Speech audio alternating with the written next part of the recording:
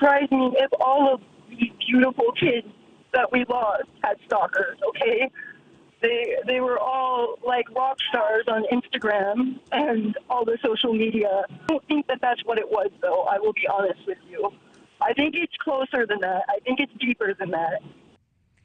That is the mother of Xana Kernodle, one of the 4 Idaho College students brutally stabbed to death more than 3 weeks ago. She was speaking for the first time publicly with News Nation, saying that she believes her daughter and friends likely knew their killer well.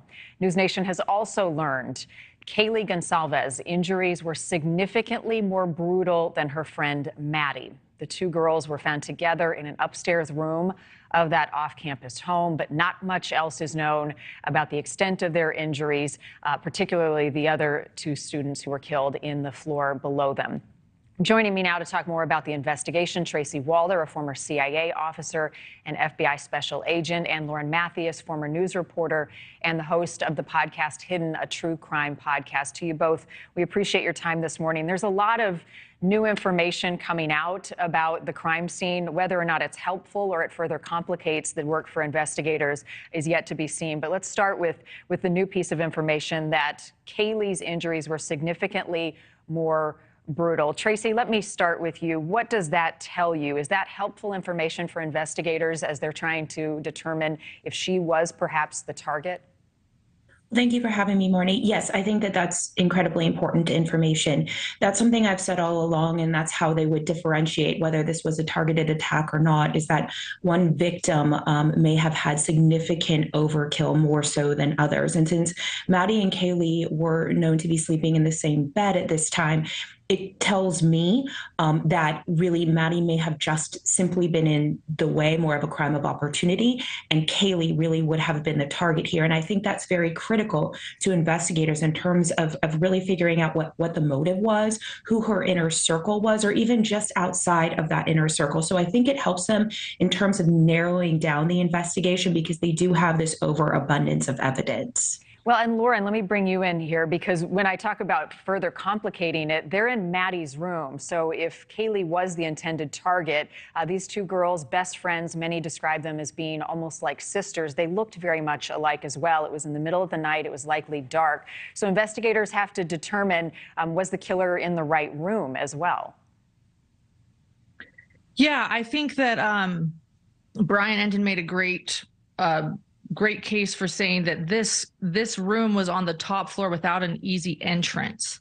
Maddie and the room Maddie and Kaylee were in. And I think that also plays to them being the likely target. And I think that, as she pointed out, Kaylee is the likely target if she has more significant injuries. And I think that they actually went up to the 3rd floor. And as Kaylee's dad said, he didn't need to go up there. He didn't need to go up there. And I think that also plays into this idea that these girls were absolutely targets and most likely Kaylee. Well, the other thing, Tracy, is there appeared to be no forced entry, right? There's still some question about whether there were locks on the door from the inside or the out, if they were keyed locks or had a code on them. But at least we know that the room that Maddie and Kaylee were in was locked from the outside the next day. Does that indicate to you that the killer locked it on the way out? So yes, that does indicate to me that someone locked it on the way out, whether it was the killer or someone else. We truly don't know. I do fully agree, and this is sort of what I've said all along, particularly when going over the floor plan of the house. This person made a conscious effort to walk up those stairs. And it's hard to know, again, we're dealing with college students, right? And it's hard to know, yes, they had individual keypads, and yes, they had locks on their doors, but we don't know for sure if they actually locked those doors. I've been in college before. I teach college students, and this is something that unfortunately we do. And so there were no signs of forced entry. I think it's been widely reported that back slider on the 2nd floor was consistently left open. And so that may have been an entry or an egress point. But does it tell you, and Lauren, you can answer this, that the killer may have been familiar with the home when investigators are trying to determine if it was targeted?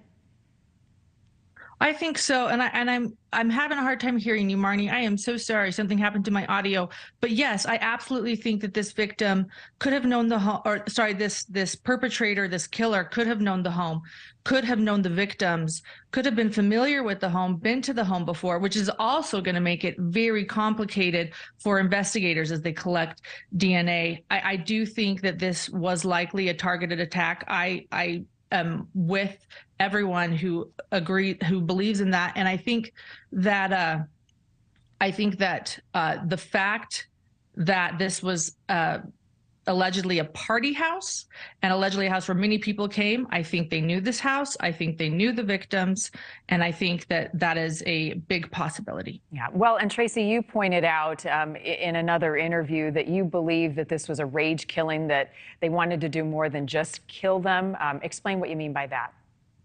What I meant was when Kaylee's father was discussing that her wounds were far more significant than some of the others. You know, really, when you're stabbing someone, that in and of itself is a rather personal crime. That's how we tend to profile that. However, when you are stabbing repeatedly and repeatedly over and over, and we have dozens and dozens of stab wounds, that indicates a sense of rage, and that person is trying to get that rage out, and they're taking it out specifically on who they have ID'd as their sole victim. And so that's what I'm talking about when I mention that. Lauren, in our special last night, and I encourage people to go to newsnationnow.com if you missed some of our reporting on that, it's all online. But we talked a lot about the internet sleuths who have now become interested in this case, people who have come from out of town to investigate themselves. I mean, there are just thousands and thousands of comments and chatter. Does that make the job of investigators more difficult, or is it helpful to have other people providing tips, analysis? How does that impact an ongoing investigation when it is so critical you've got a community in fear? I think that's a question many people are asking, and I think there are pros and cons to this. Being a true crime sleuth myself, I see the benefits as it's not going to let the case go cold. I think that the parents are appreciating it. The press releases come out from police and they're simply stating, we have this many pieces of evidence and we've done this many interviews, and then they don't tell you much else. They say, don't listen to the true crime sleuths. I'm sure they are annoying to the police. I give them that. But then they say there are no suspects and they don't release anything. And so true crime sleuths, that sort of gives us more to go on. Well, we want to make sure this doesn't go cold. And I think that's the benefit of having many true crime sleuths out there. I think the cons are that they're accusing innocent people, that it's making investigators have to go down rabbit holes they don't want to go down to say, hey, this person isn't a suspect, or, those are the cons. But I would say overall for this case, let's not let this case go cold. And I think that we're helping with that. Tracy, let me give you the final word on that from the police perspective. Does that hinder the investigation, or are authorities welcoming other people who are taking a closer look and investigating it themselves? So I fully agree that it is a little bit of both, quite frankly. In terms of resources, right, you are having to chase down some of these rabbit holes, and that does divert resources. But at the same time, I think in the interest of not having the case go cold, it really does keep it alive. And interestingly, in terms of the information that police have given out, which is, I agree, very sparse, they have been very, very clear about very early on the people that they have cleared. That was very detailed and precise information that they gave. And so I find that to be very, very interesting that they gave that information out so early on. And so then that leaves folks, cyber sleuths, those kinds of things, really with all of these rabbit holes to go down, because it seems like there's almost a miscommunication coming out from police, and that they do know more, and they're trying to figure out what is it that they know. And out of the family's frustration, they argue that some of these people may have been cleared too soon. They haven't been provided what their specific alibi was. I will note that a lot of the evidence has been sent to the state crime lab. Based on our reporting last night, a lot of that evidence is now back in the hands of investigators. So what that revealed is yet to be determined. Tracy and Lauren, thank you for helping us follow this case. And if you have any information that can help authorities as they investigate and try to track down this killer, you can contact the number on your screen. It is an anonymous tip line. And again, I encourage you to follow our reporting online as well. It is extensive.